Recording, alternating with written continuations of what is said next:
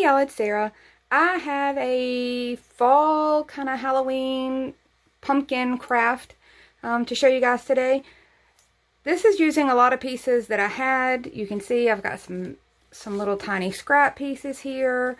I'm going to walk you through all the supplies. This is just kind of a cute little fall idea and getting to use some pieces that I already had either one cut up or just really wanted to use. So I'm going to start with the Dollar Tree stuff, which is obviously the foam core. I'm going to be using these wooden pumpkin ornaments. I'm going to be using these with the pumpkins and the leaves.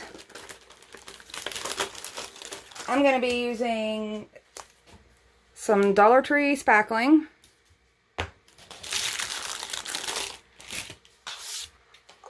Also, I'm going to be using, these are some wooden letters that I got at Tuesday morning, I believe. And I don't really see what font these are supposed to be. It doesn't tell me the specific font, but it's two different fonts. They were $1.99 a package. You could use any kind of lettering for this. I've just had these that I really wanted to use, and I thought mixing real wood with faux wood would be kind of fun to do. So I've got my foam core. I'm going to really quick run through the cuts for you.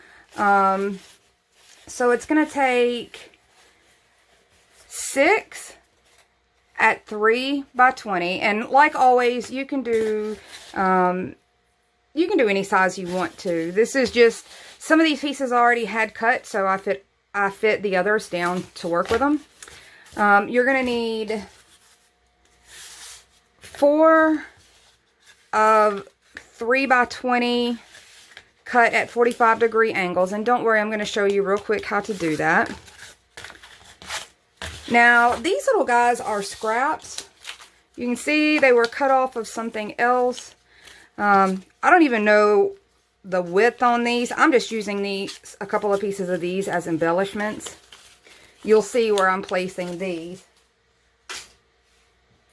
And your 20 by 20 backer. So the first thing I want to show you is that I kind of waxed some paint across the back. I used mineral because I went ahead and painted 6 of my 3 by 20 pieces in the maple, the natural maple color. That's going to be linked below in its own tutorial. I already had these made up. I just cut them down to size. And I didn't want black in the background, but I didn't want white in the background, so I just kind of did a quick swoosh across there, and I wanted to make sure it had plenty of time to dry. All I did was take my mineral, my Waverly mineral chalk paint. I mixed it with my Waverly clear wax, just like I do with pretty much everything else.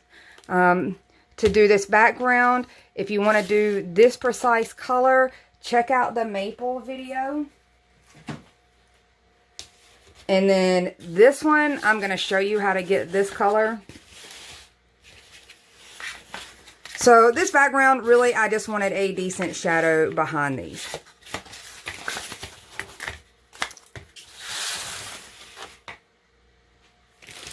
So you guys know I like to do some of my prep work while some things are drying. I can move on to the next thing since I don't really edit. I want to show you what I did with these. This is pretty much how most of us probably handle these little holes. I just am taking a popsicle stick and scraping that across there. I'm pushing it in on both sides. I want it flush on both sides. That way, I always have an option of turning it this way or this way, depending on how I want my stem. Okay, so that's all that we have to do. I'm only doing one of those. And I'm not going to go through the paint process that I used for my little pumpkins. I think that one's kind of a personal thing, unless you guys speak up and say you want to do your pumpkins. You could paint them out any particular way. You'll see how mine look here in a minute. So you're going to want to paint however many of the little pumpkins. We're going to be grouping them together.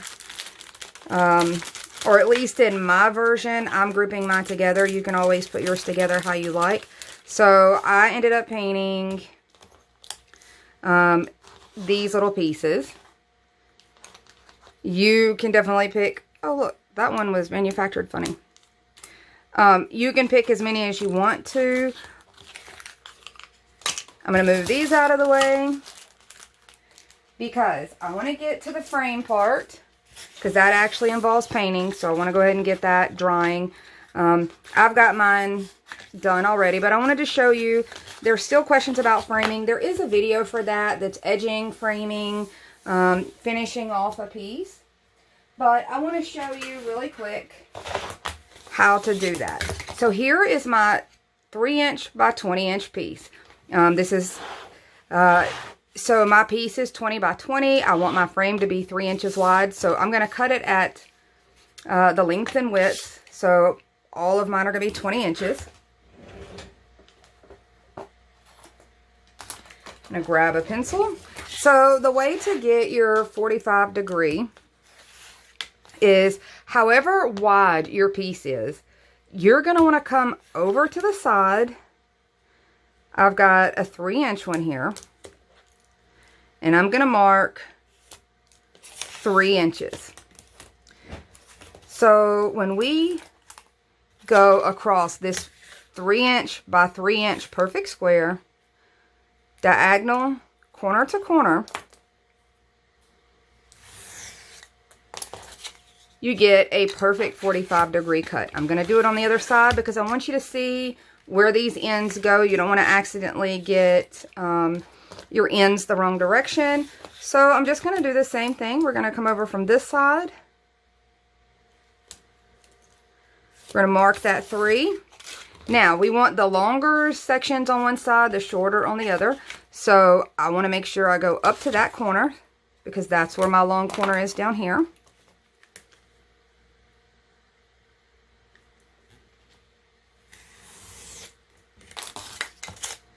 And there we go. You're going to do that 4 times, and that's going to make your frame. Now let me move these out of the way, and I'm going to show you really quick how I have painted my frame. There's all kinds of tutorials for the wood looks. All of the paint tutorials are typically independent of one another, so that you can kind of customize whatever craft we're doing to whatever look that you want. So you can always pick a different paint look and go with it. But I'm going to show you this particular one. So the first thing I'm going to do is get out some of my pokey tools. And it doesn't take anything specific. I just can poke really nicely with these. First, I'm going to do a knot hole. And I didn't do a whole lot to my frame. I don't like to do a lot to my frames. I don't like them super busy. But this is a pretty wide frame, so I can get away with a little bit. And I'm showing you this just to give you some ideas. I just kind of jabbed this in there a little bit. Poked a couple wormholes, and that's about all I'm going to do to that. And I'm going to get my little finger protectors. And I want to show you guys something really quickly. So I have what I like to call my quick batch. Because I do the barn wood gray so often, or the salvage barnwood look so often, I keep a batch of kind of this color right here to do the edges really quickly instead of having to do the 2 layers on top of each other like you do with the salvage barnwood. But in that, this also makes its own really nice color, and I wanted to show you what this color is. So I have taken my antique, and I have, that's the Waverly Antique wax, and I have mixed it with some of the chalk paint and ink, and just a hair of the clear. So I've got this nice, rich, deep, dark brown, more along your walnut, Kona, Jacobian. If you were looking at paint colors, you're going more towards the burnt umber. But this is going to go on like a stain in a really nice, deep, rich brown. This is not a layered color like we get with the salvage barnwood. This is just going to be a darker, richer brown than you get with just regular antique. So this is a side mix that I keep just for quick projects like this where I want to frame them, but I don't want to get too far into the painting process, and I don't really just want to use antique because to me, antique has a lot of red undertones, and most of my house does not have a lot of red undertones in the woods. So I'm doing my edges really quick.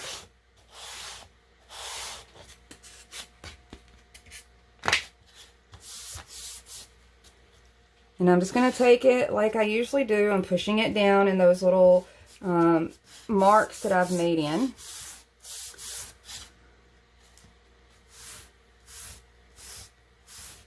You can already see my first layer looking fairly nice. It's not nearly as red undertone as the antique. And by that, I mean like the wood of my desk surface has some red cherry undertones. This does not have any of those kind of cherry looks. So I'll let that dry for a second and then bring on the next layer.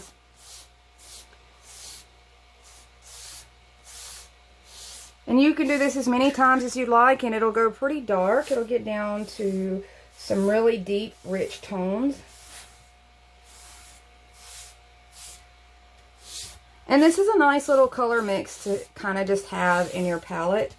I'll try to do a separate video on actually mixing this down and going a little further into different looks and designs that you can use with this color. So mine, I ended up going a couple layers on. You can see it's a little bit darker. So it does give a nice rich color tone.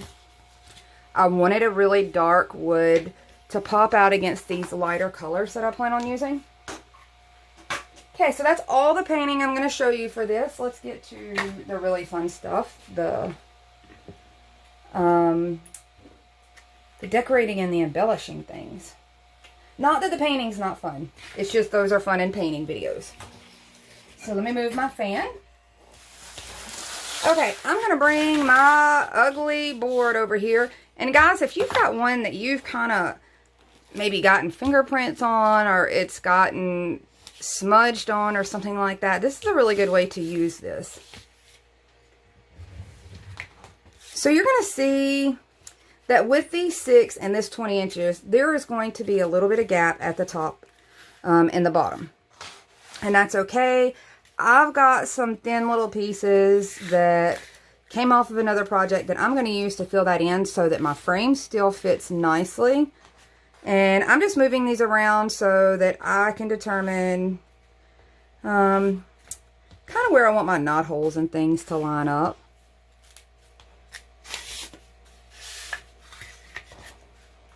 Make sure my pattern works out for me. Now, one of the things that I'm not doing on this is that I am not bumping these up right against each other. I'm actually going to try to put a little space, which is why I didn't want black in the back and why I didn't want stark white.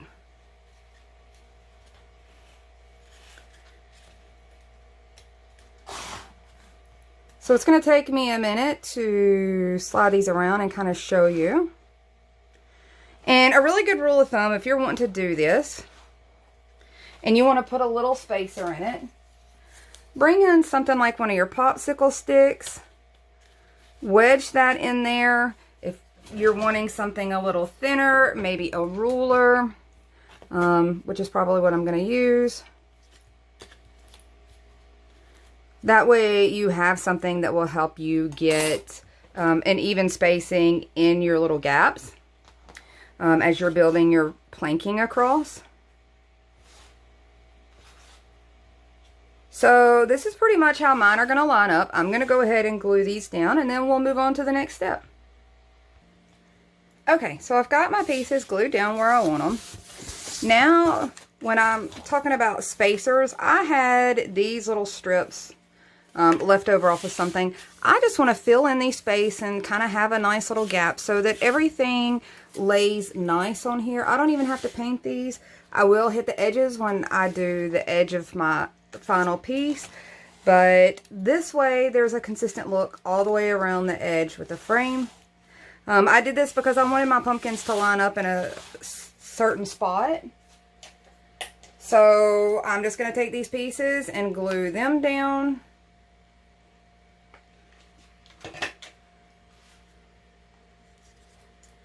And that way from the side view, everything is all nice and even, and tops and bottoms are all nice and even.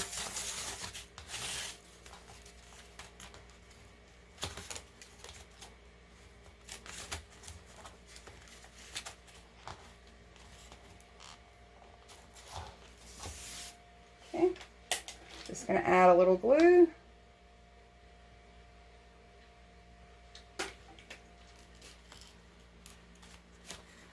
Slide this one into place, get it nice and flush.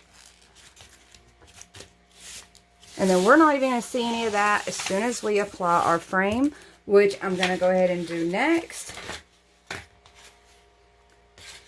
So the whole reason I even decided to do this piece at this size is these were leftover pieces from the many times that I show at the beginning of a video one example of doing the frames. And so I ended up with lots of pieces that had 45-degree angles at the end. I'm going to go ahead and glue this in place.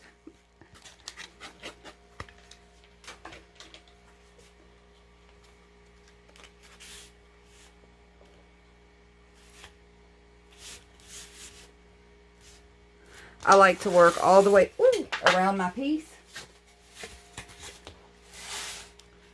I don't guess it would be me if I didn't have a piece go sliding off my desk.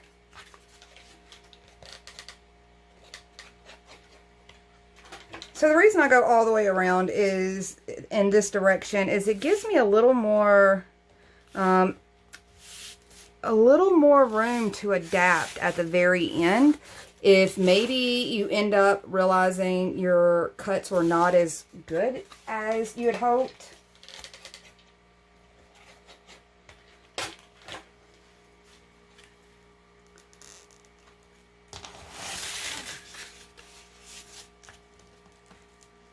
And fortunately, mine seem to all fit pretty good, so that works out.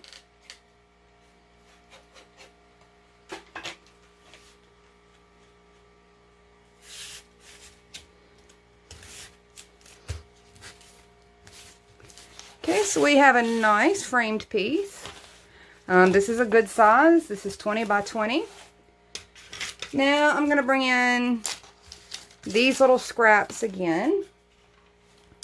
I'm going to be using 2 glues. So I like my hot glue. I was a little leery of using it because I'm going to be using these really small wooden letters. I have tested this glue on this surface. It seems to be okay. This is a quick drying glue. It's art glitter glue.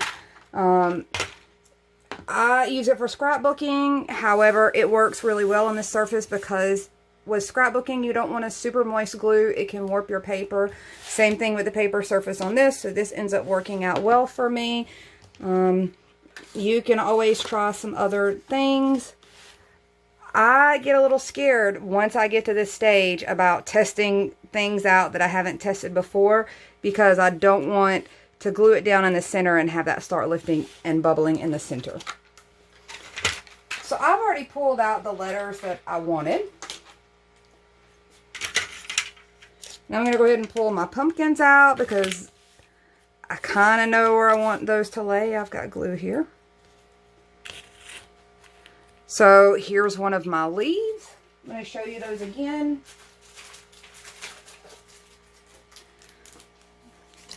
So this is just one of these leaves. This is one of these pumpkins. It's already had the hole filled in. I've painted it out. I've painted out a couple of the little ones.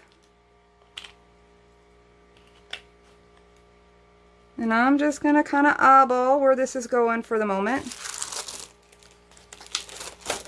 Now, my wooden letters, I decided to not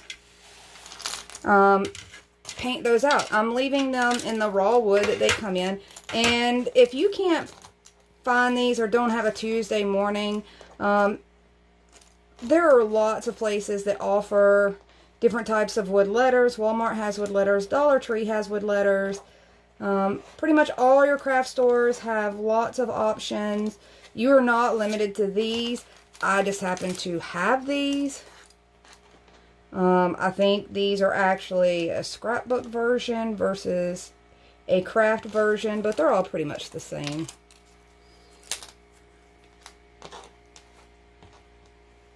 So I'm going to come in and start laying out my letters so that you guys can see the design that I'm going with.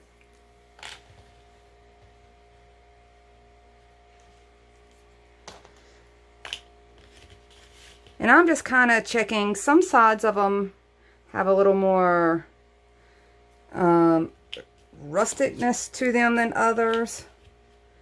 So I'm trying to make sure that they're all fairly even, and if they can be flipped over and get a nicer side, that's what I'm trying to do.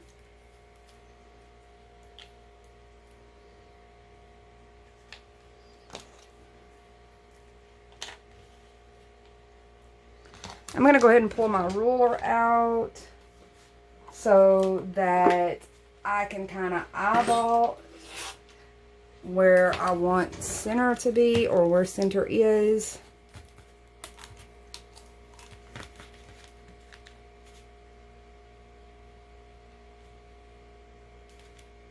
So center is going to be right about here. I'm just going to come down and mark this just a little. That way I kind of know.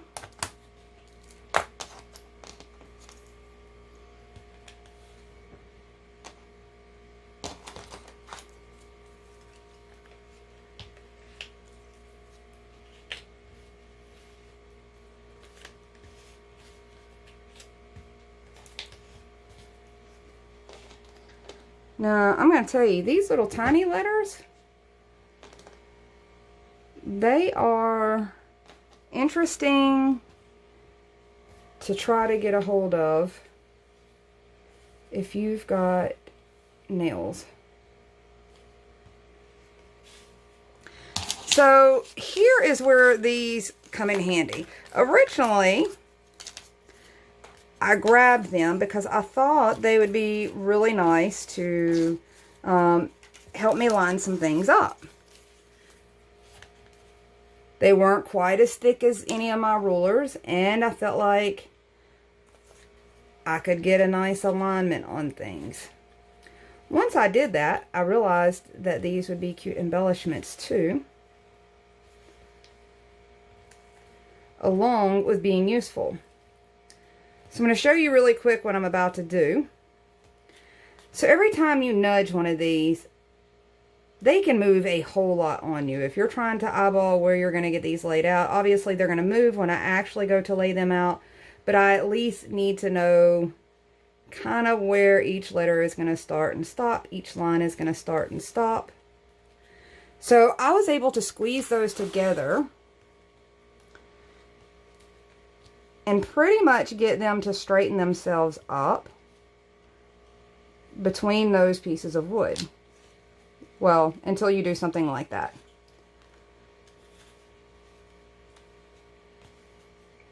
Same thing here.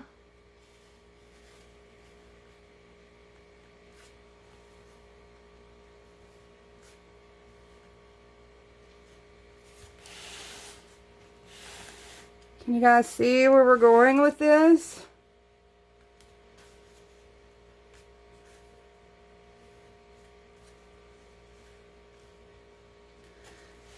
Okay, so I'm going to start gluing some letters down.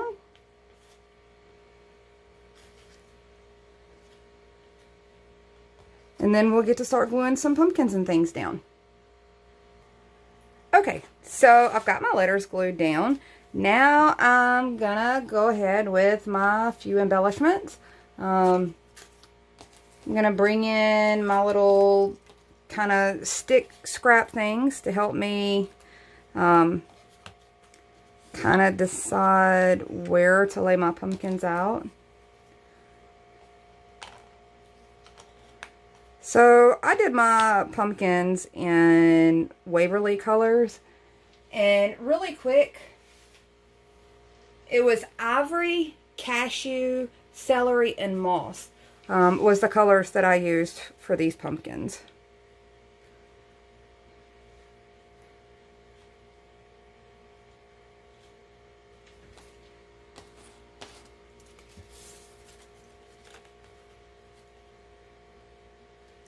So I think I'm going to go with something like this.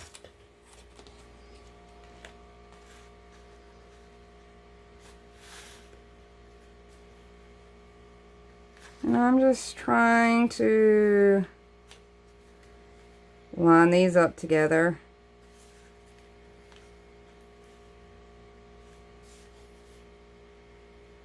So I think somewhere around here. I'm just going to go ahead and start gluing these pieces down. I love all these natural colors.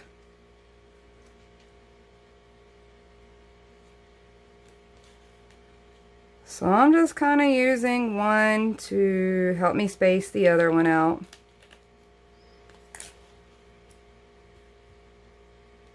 Kind of see how I'm doing that.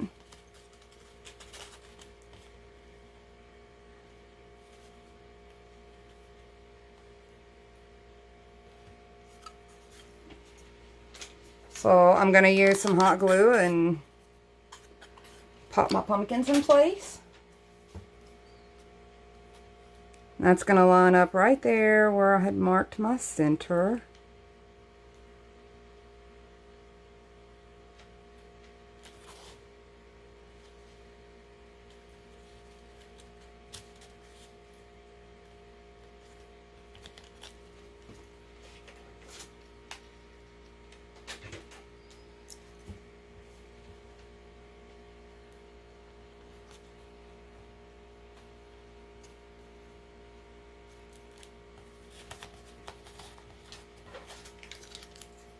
I loved these little pumpkins once they were painted.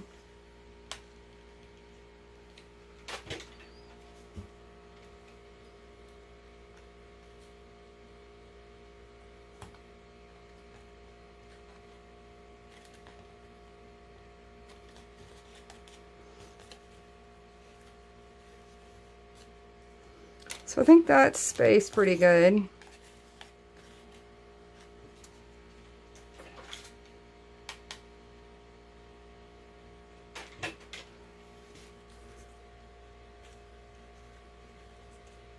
And I'm just doing this to kind of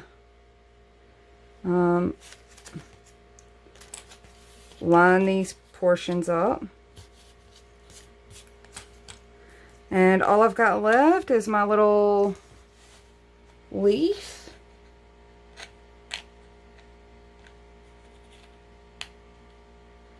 And I just got to kind of decide how I want to stick it on there.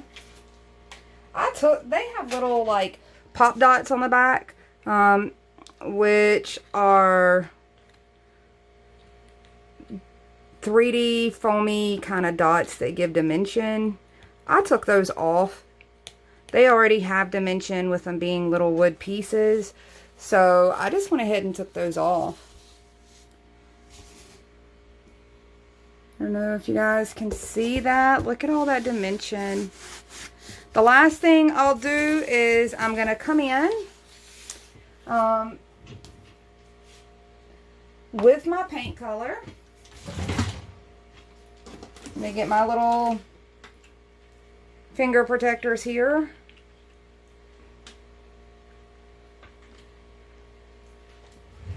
And we're going to finish this piece out. We're going to go ahead and finish out these edges.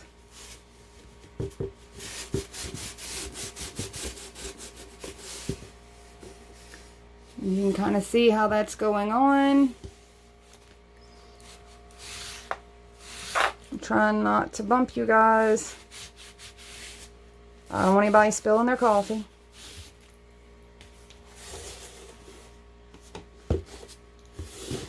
So let's see if I can get to it in an angle that's...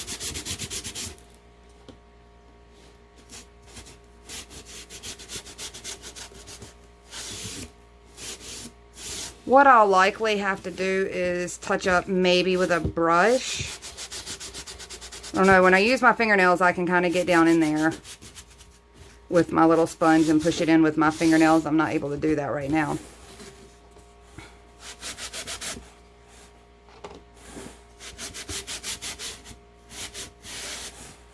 You can see how nice that ends up covering so that you have a nice finished looking piece.